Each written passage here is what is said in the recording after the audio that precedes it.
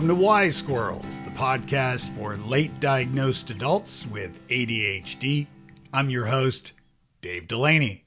Hi, I'm Melissa. Hi. Hi, I'm Melissa Orlov, and I founded ADHDmarriage.com way back in the Ice Age, 2007. And I work with couples and committed relationships, including people who are married, about how to integrate their knowledge about ADHD and also responses to ADHD and how they are together. And I have written a couple of award-winning books on the topic, including The ADHD Effect on Marriage. And I give seminars, and I have support groups, and I have a consulting group that works with couples. So I'm pretty active in providing the support that couples need. That's great. Well, I am absolutely thrilled to have you on. As I mentioned before we hit record, your name has come up many times in some of the conversations I've had with ADHD experts, and certainly relationships and marriage and that kind of world is something that I haven't really talked a lot about here. So it's definitely a topic near and dear to both of our hearts because I'm married to a neurotypical person. And so happily married, thank God. We've been together like about 25 years.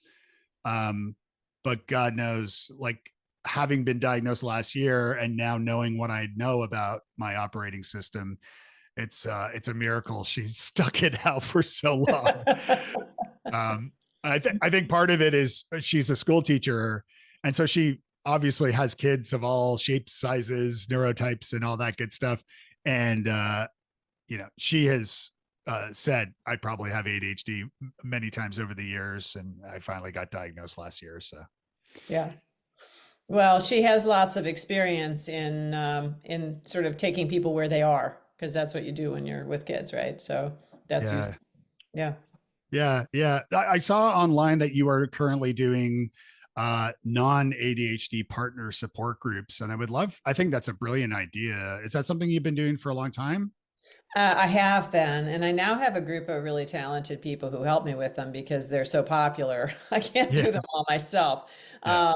But yeah, because there are a fair number of ADHD partner support groups out there, but not really anything for the non-ADHD partners. And I do actually have one for ADHD partners, and I probably will add some couples groups as well going into the Mm. future. But at the moment, we do the nuns, and it's 10 people per group, so they get a chance to really find out, oh, wait, they're not alone. They thought they were, and there are a lot of other people having the same issues, which is pretty common because one of the things I talk about in my work is the patterns that these couples tend to go through.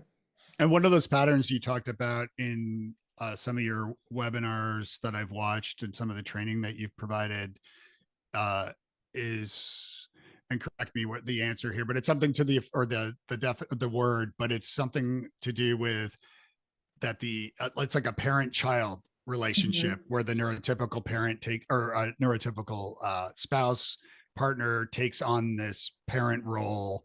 And unfortunately, the wise squirrel, in my case, takes on the child role.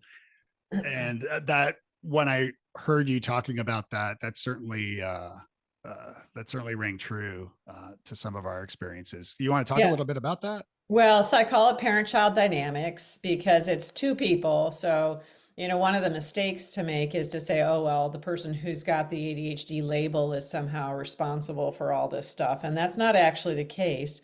It's very much in a relationship about how you interact around the symptoms and around the behaviors or whatever. So the parent-child dynamic is a way of describing sort of over-functioning on the part of one partner and under-functioning on the part of the other. And those sound demeaning. I don't mean it to sound demeaning, but it's, for example, making a promise and having difficulty following through on that promise because the ADHD symptoms get in the way. And actually, there's some gender bias in this as well. Sometimes you'll find if the partner with the ADHD is a woman, that we have a sort of cultural expectation that the woman is going to perform in a certain way. And so maybe sometimes that ADHD partner is actually the overfunctioner. but struggling to overfunction because the ADHD symptoms are so hard to overcome. So it varies, but I've seen plenty of cases where a male non-ADHD partner was the overfunctioner, and so a lot of stress in this. And what I find is that not only does it sort of kill your sex life and make everybody miserable, one person becomes the manager of the household or the manager of the other person, which is that's where the issue comes out. And then the person who's in the underfunctioning, more childlike role, often the ADHD role, it loses status in the relationship. They lose respect. They sort of often cope with it by going and hiding or not bringing up things, or becoming very resentful or becoming quite defiant or whatever. So it's a really difficult pattern. And I see it by the time people find a consultant or a counselor to work with, 99% of the couples that we see have this dynamic going on for them. You spoke a little bit about sex life and being romantic that way. Does this come into play with those challenges? Well, your sex life is kind of like the canary in the mine, Mm, right? So if things are going south, the sex life typically goes south is one of the first things actually, where if there's any sort of buildup of resentment or people are not feeling safe or able to be vulnerable or any of that, then their intimacy breaks down. And I think in the parent-child dynamic, part of the reason I call it that is because it's unsexy, right? mm, And so that status imbalance means that it's really hard to want to engage intimately with your partner, even things as basic as basic touch or holding hands or, smiling at each other while you're walking through the woods or whatever your idea of romance is. mm. Even those things can become really hard. What are some of the ideas, maybe some strategies for each participant in a relationship, being, that parent child or neurotypical neurodiverse person? Like what are some challenges each can do to overcome not just sexual problems, but like whatever Yeah. romantic problems, relational problems, communication problems? Like what are some of the strategies for, let's say, neurotypical people first? And Okay. then So the very, very first thing for both partners is just to become aware that it is a thing and that it is a pattern that's really, really common. It's not that the two of them are bad people or anything like that. This is what happens. You have these symptoms, and the symptoms interfere with the performance. They make the relationship more chaotic, and then that interfering with the performance then leads the other partner sort of naturally, sort of the human response to that is to try to take more control and make things happen in a more orderly way. So that's actually how it starts to develop. And so for the neurotypical person, once they're aware, both partners are aware that this is here, and they say, yes, I want to fix this, they need to start taking a look at what's really important that they want to hang on to and what's less important to them, and where are their values and their actions aligned. So for example, if you hold the value of respect really highly, then if you are chasing a person to do things, nagging a person, belittling a person because they haven't done something or whatever, you probably need to reassess. And so that's sort of how I try to move non-ADHD partners away from a parenting mode. The dilemma is this mindset, which is based in the reality of what their lives have been like in the past, which is, if I don't do it, it won't get done. Right. mm, And so they get this, well, I have to do this. And I try to reassure people that, well, first of all, you never have to do anything. You're choosing to do it, and you're choosing to do it for a very logical reason, which is that you're feeling anxious about whether or not it gets done. The way to address that is both to improve the tolerance for how the ADHD partner does things. So they have a unique way of doing things that's often foreign to the neurotypical partner. But also to help the ADHD partner improve their management of their ADHD, improve their executive functioning skills, improve their ability to communicate and be transparent about what they are and are not doing it as they do it, and et cetera. So you attack the parent-child dynamics from both directions, from the neurotypical person learning where to let go and where not to let go, how to address the feelings of anxiety that all this brings up, and the person with the ADHD learning how to improve their performance and improve their status in the relationship. So stepping up by managing the ADHD better. Yeah, no, that's a great point. It's been interesting for myself and my spouse, my wife, about this balance and interplay. Like, for example, uh she has like a calendar on the fridge that's paper, and she writes down all the things. And for the longest time, and because I'm kind of digitally minded, although I'm all about analog too, I you know I created a Google Calendar, and I'm like, can you just please add the things to the Google Calendar?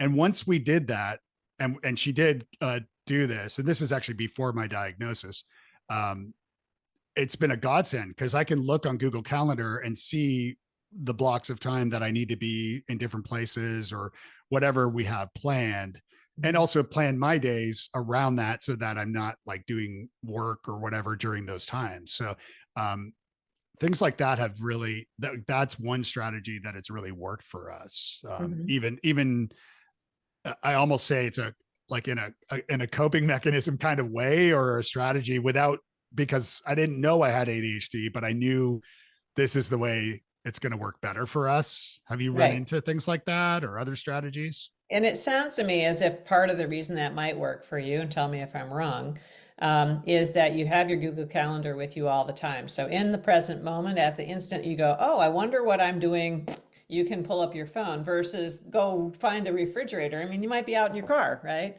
Yeah. Um, Yeah.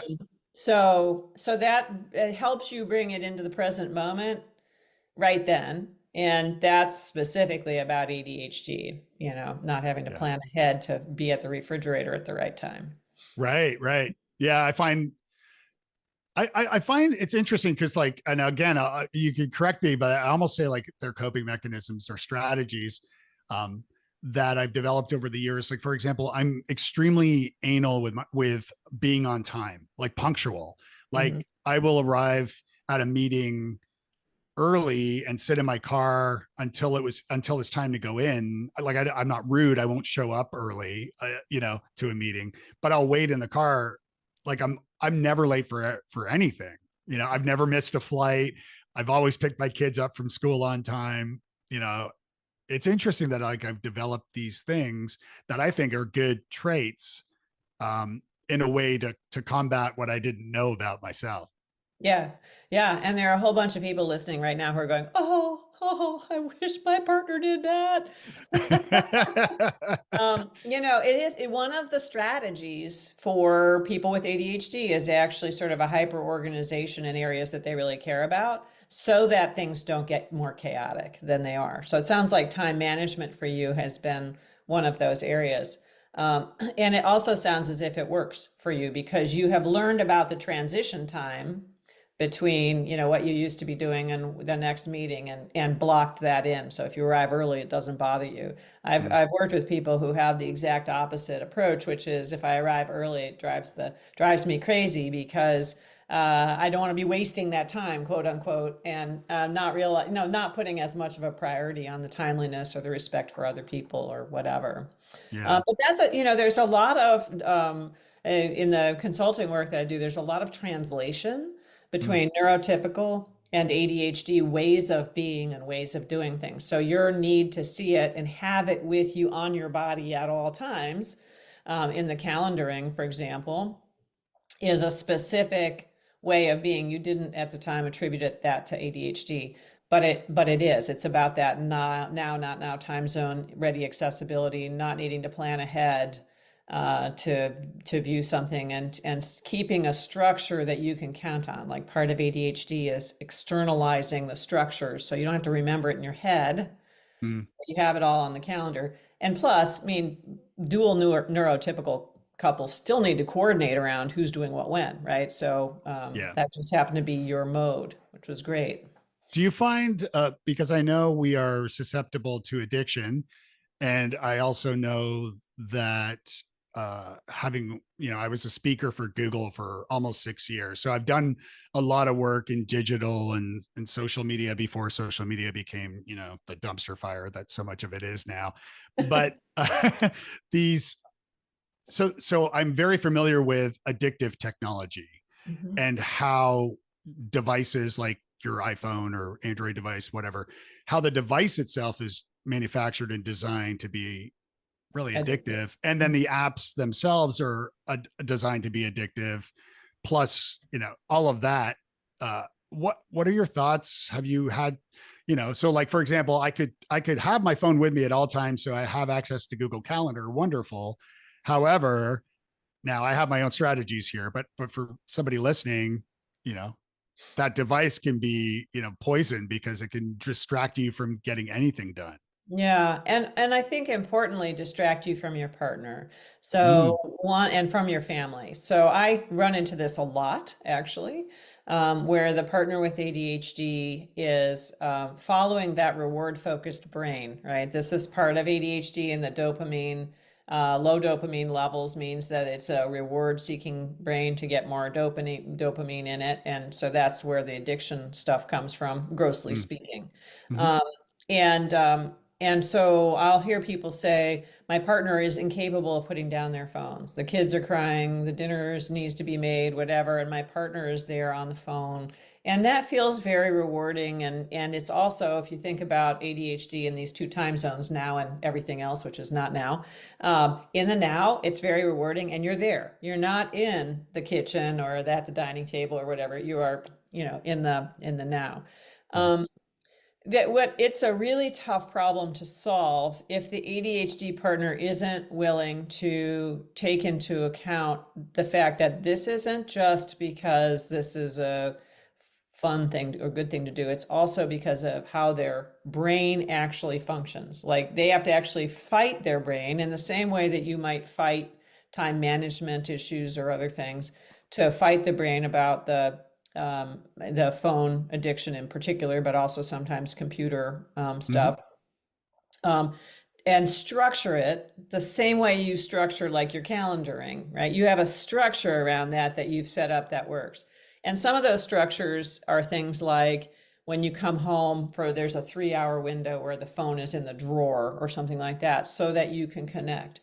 And this is made harder because distraction is the number one symptom of adult ADHD. So it means that these relationships tend to suffer from the fact that the ADHD partner can be very distracted, i.e., not paying attention to their partner and or family members.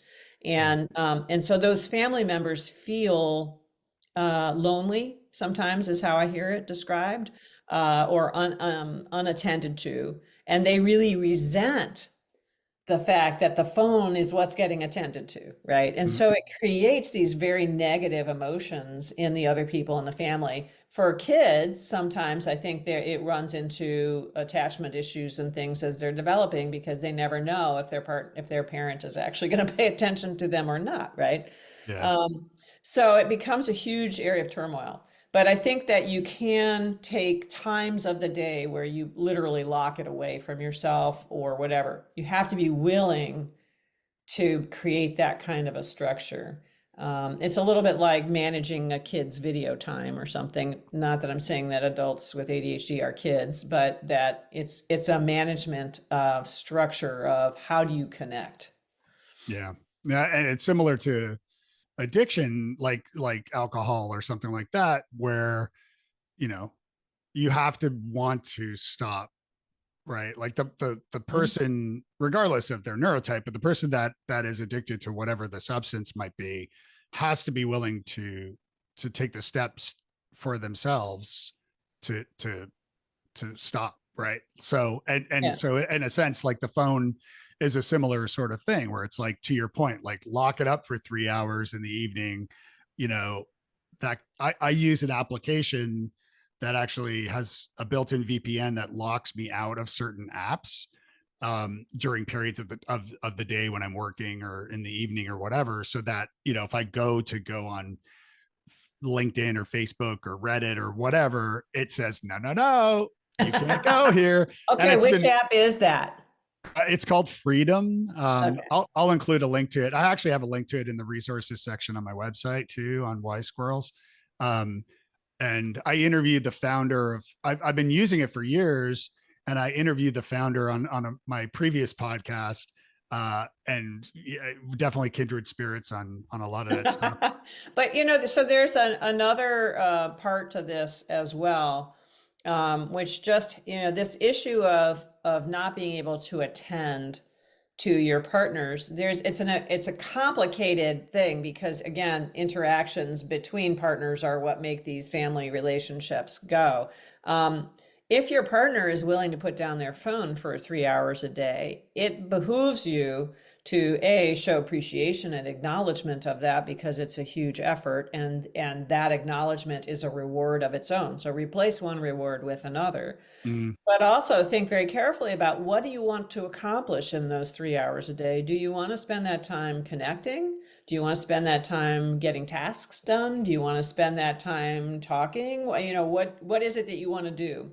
And focus in on the things that are most important to you.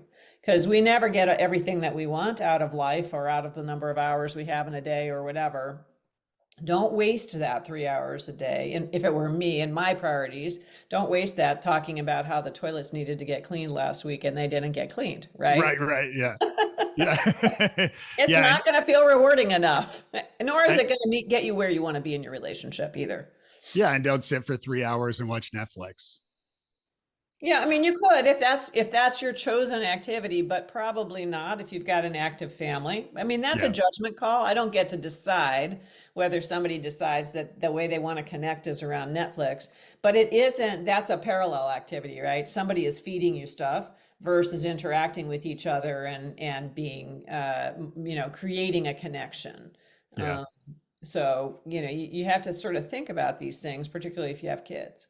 How long have you been focused, like your practice, and how long have you been focused on couples? The whole time.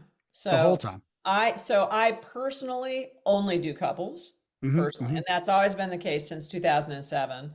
Yeah. I now have this consulting group. I have 21 people in the consulting group that are affiliated with me and train with me. And some number of them do individuals. I've got coaches that, for example, work on executive function stuff for ADHD people. I've got people who specialize in working with non-ADHD people. Mm.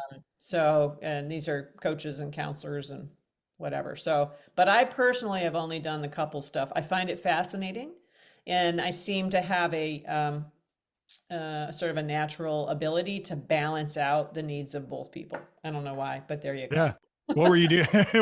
What brought you to 2007 and making that decision? What were you doing before that? Something completely different that wasn't relevant at all for what I do now.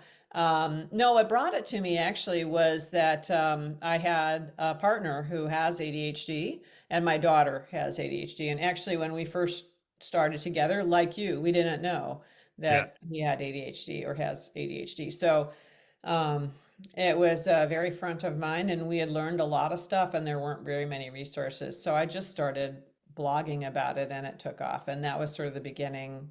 And then everything got really confusing on the website because so many people were interested in it, and the information was sort of all over. So then I wrote a book. The Mm. first book got reviewed by the New York Times, and that was sort of the end of being not unknown. Yeah. Let's And I put it mean, that way. and I noticed like over 1,000 reviews of that book. I mean, my book came out in like 10 or 13 years ago, and I got like 45 reviews, which are good. That's great. But you have like over 1,000, which is incredible. And I mean, the book is awesome, and it's a great resource. You talk in the book about these six. I'll say the title again: the ADHD effect on marriage. Understand and rebuild your relationship in 6 steps. And we talked a little bit about some of this stuff. The book came out in 2010, right? Yeah. Has something changed in those six, and we can go through those six steps very quickly. I mean, I know it's understanding the ADHD effect, breaking the patterns of denial and anger, rebuilding the trust, setting boundaries and learning new skills, bringing the joy back to the relationship, and then seeking support. Yeah.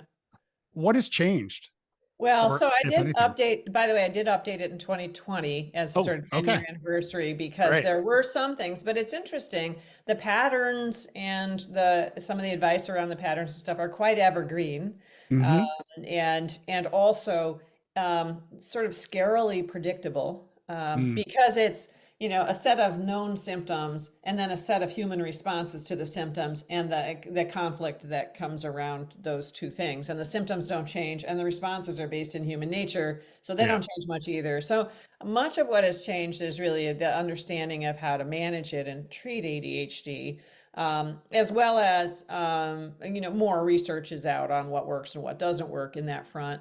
Mm, And I think I've become personally a whole lot more interested in boundaries work and sort of where you draw your own sources of strength and your own motivation for your own behavior.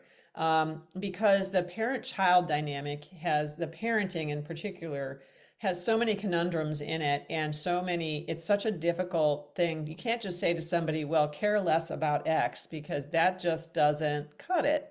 Um, and furthermore, it's not even reasonable request, right? If somebody is not, keeps promising you stuff and not following through on it, that's a continuing injury to the other partner. It's a breach of trust.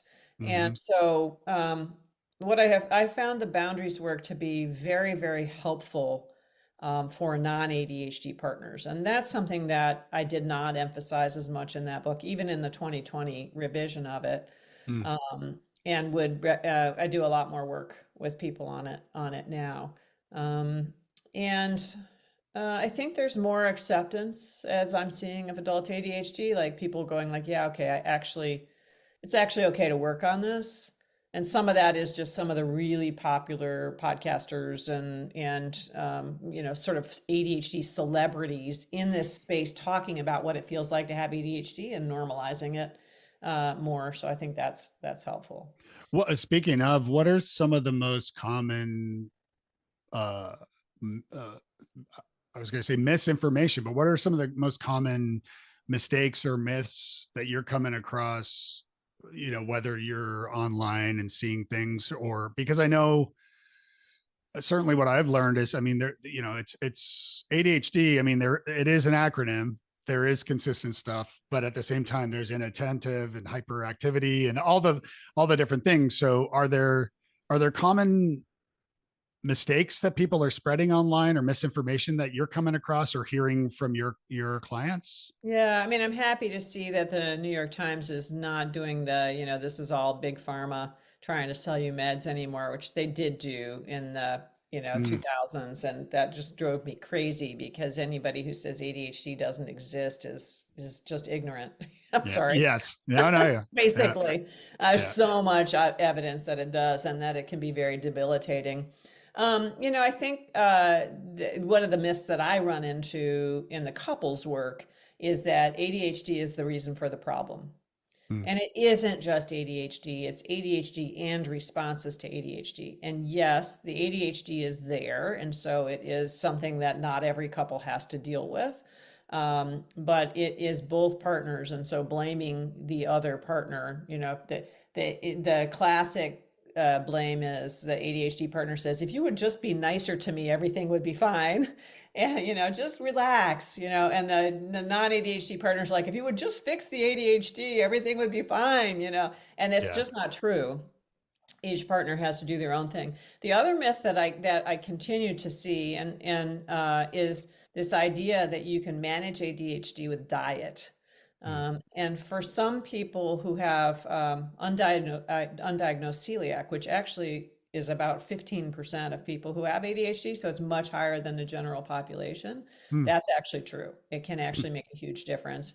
But other than that, diet doesn't do a whole lot. It makes you more healthy in general, but isn't specific to focus, unlike exercise and sleep and mindfulness and etc. Mm. And then another myth is that it's about attention deficit, because it's not. It's about attention dysregulation. So Yeah. it's misnamed, right? So you can hyper focus, as you know. You can get stuff really done really well if you have a system to put it in place. It's not, there is distracted attention, for example, really commonly, obviously, hence your name of your podcast. Yes. Um, but it isn't a deficit of attention. Yeah. No, that's great. With you mentioned mindfulness, which is something, I had Dr. Lydia Zaloska on the podcast to talk about, among some other guests as well. Um, so like in 2020 for me, like I was diagnosed last year, but in 2020 when the world was imploding, um, and I had additional stresses with my dad passing away, and a combination of sort of that and being stuck in not being able to travel because of that, and then my business wasn't doing well, and then we had a tornado, and it was just it was one thing. Yeah, we were out of our house for 3 months, and it was Oh. just a nightmare, dealing with all insurance and contractors and all that jazz, especially a stressful time when I decided I was drinking a little too much. So I decided, I'm going to take a break for 30 days. I discovered non-alcoholic beer, and I'm like, wait a minute, this is actually great. And now I'm sober over 4 years. Um, but I found during that time of a daily mindfulness and meditation practice, or not a daily meditation practice, and focusing on being more mindful throughout the day, throughout every moment, Mhm. being more present, focused, and being in the now. I find that the combination of that with journaling frequently, all these things in sobriety, all these things had helped me prepare for my diagnosis last year ahead of time in a way that I'm so glad I did beforehand, because knowing myself now, I find that all these things combined have really contributed to me being able to kind of exist like I Yeah. have before, but now with the diagnosis. Um, any thoughts about that? Yeah, I mean, you're talking about, without realizing what you were doing, you're talking about slowing yourself down, right? So if you think about the attention, the squirrel thing going on with the ADHD, right? Mm. Your attention is here, and then it's instantaneously taken over there, and there's no like little space to think about things or to slow down or to do them more carefully. And that's really necessary. One of the things that Russ Barkley likes to say is that one of the travesties of the ADHD world is that you know what you do and you can't bring it to bear at the you know what you're supposed to do, but you can't bring it to bear at the right time. Mm. And part of that is about not having enough of a pause in your thinking, even if it's a couple of milliseconds, enough pause to go, wait, what are the tools I could use? Right? You just Right, right. go wherever the thing is that draws you to it. Or you follow the emotions, the fears or the overwhelm or the anxiety or like, oh my God, that's great, reward thing or whatever. So Yeah. you were slowing yourself down in a whole bunch of different ways. You were being reflective in the journal, you were being reflective and slowing yourself down in the meditation practice and the mindfulness that you were doing and thinking about being in the present moment. And the more able you are to be in the present moment and really think through it, the more able you are also to avoid being drawn away Mm. from with the other distractions and the other rewards that are out there. And one of Mm-hmm. the things that I use to describe the way the ADHD brain seems to work is that there's not much hierarchy, and that because it's less filtered and you get a lot of input, sort of erroneous is the wrong word, but Yeah. stimulation coming from a lot of different places, that sounds like it could be kind of rewarding. That there's not a lot of hierarchy, and so you are creating structures of hierarchy with this. The time to reflect is a time to think about what's important. The calendaring is a time to lay down what's important for your time. Mm. The mindfulness is a time to notice what's important in the real world. It's fascinating to me because, I was in a mastermind group for my business. Now I work, for the most part, I work for myself, and which has its challenges, especially, holding myself accountable and things like that. But I was in a mastermind group, and I remember two of the people in the group were like, Dave, you know exactly what you need to do for your business. Like, exactly what you need to do, to the point that I actually wrote it on a post-it note and pinned it on my wall, or stuck it on my wall above my desk, to say, what to do. But this was before I was diagnosed. And now I realize, even when I know what to do, why I still don't do it. I was going to ask you because the first thing that comes to my mind with what I do is, so what's getting in your way? Mm. Hmm. No, seriously, I'm asking you that question. Yeah. What's in your way? Yeah. I think for me, it's a combination, or maybe for me, it's usually a combination of overwhelm, because I don't know what to do specifically, or that I'm overwhelmed with choice of the thing to do, Mhm. combined with self-doubt and imposter syndrome, which kick my ass from time to time. And I know we Wise Squirrels are susceptible to that, especially. So Yeah. at least that's my understanding. Yeah, yeah, yeah. Well, so that's an interesting sort of disentangling the larger direction from the specific small tasks, right? And there's an Mm, executive function thing going on there, which has to do with breaking things down and visualizing the future. Like if I do this, the outcome would be that, or the next step would be this, or whatever. And mm, that can easily feel overwhelmed. But it's good that you're able to identify it, right? yeah, Because in theory, one of the things, maybe I'm making this up on the spot here, sure. you could do is something like a brainstorming session with yourself. Like, what are the 1,000 things or the 100 things that I think I might do here? And you start writing them down on like note cards or something, and then move them around to group them. Like, okay, actually, these guys seem to have the most potential here, and these guys I can do later. And maybe you Yes. can break the log jam for yourself. I don't know. I think that's brilliant. And actually, we normally don't record with Zoom, but because you can see me, um, I actually just did that. There we go.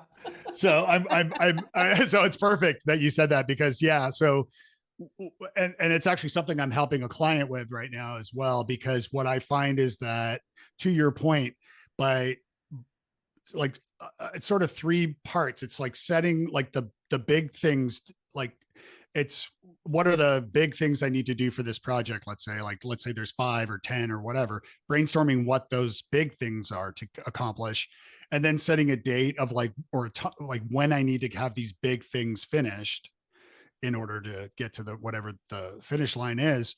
But then the third part is to break those big things down to small steps, and even put times on those small steps, so that I can, clearly understand what needs to be done and when it When, needs to yeah. be done by.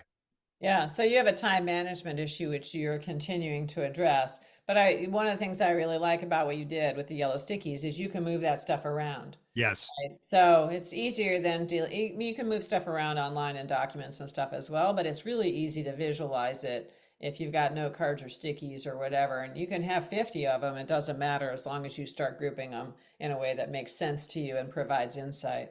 All Mm, right, you and I need to get back to couples here though, so that I'm yes. not just working on executive function stuff. Yeah. Yeah. Yeah. No, you're right. Thanks for watching this free segment of Wise Squirrels. To listen to the full interview, please join us at wisesquirrels.com. Sign up there and become a member for like the cost of a coffee a month. It's a good deal. I'll see you there.